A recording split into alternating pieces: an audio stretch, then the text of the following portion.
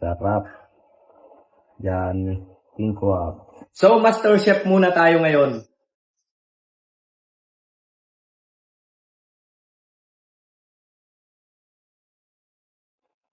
So, magluluto tayo ngayon ng king crab.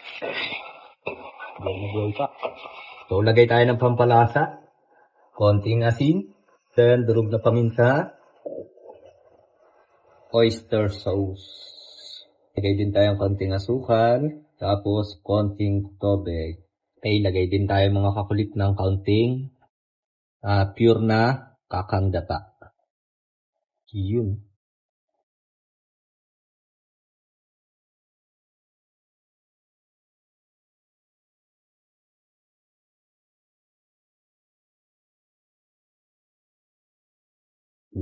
Sarap.